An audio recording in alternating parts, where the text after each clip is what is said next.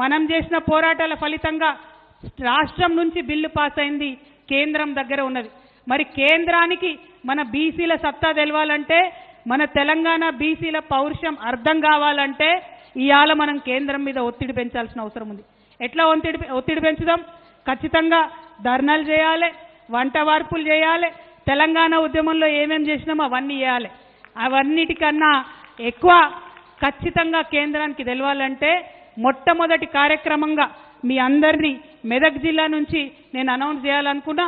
మొట్టమొదటి కార్యక్రమంగా మన డక్కన్ నుంచి ఢిల్లీకి పోయేటటువంటి రైళ్లన్నీ కూడా ఆపుదాం. వచ్చే నెల ఇవాళ 17 జూను కరెక్ట్ నెల తర్వాత 17 జూలై రోజు రాష్ట్ర వ్యాప్తంగా మీ అందరూ ఒప్పుకుంటే రైల్ రోకో కార్యక్రమం బీసీ బిల్లు కోసం చేస్తామని నేను అనౌన్స్ చేస్తా ఉన్నా. తెలంగాణ జాగృతి యునైటెడ్ పూలే ఫ్రంట్ ఆధ్వర్యంలో ఈ రైల్ రోకో కార్యక్రమం రాష్ట్రంలో ఎక్కడైతే అక్కడ చేస్తాం. అన్ని బీసీ సంఘాల నాయకులను కలుపుకుంటాం.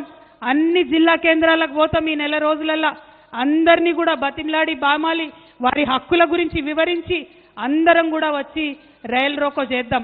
అప్పుడైతే ఢిల్లీలో కూర్చున్నటువంటి నాయకులకు మన డెక్కన్ పీఠభూమి యొక్క పౌరుషం అర్థమవుతుంది, మన తెలంగాణ బీసీల యొక్క పౌరుషం అర్థమవుతుంది. ఈడికెళ్ళి బిల్లు పాస్ చేయించి పంపితే అక్కడ పెట్టుకోవద్దు, తొందరగా మళ్ళీ వెనక్కి పంపాలనే విషయం వారికి అర్థమవుతుంది.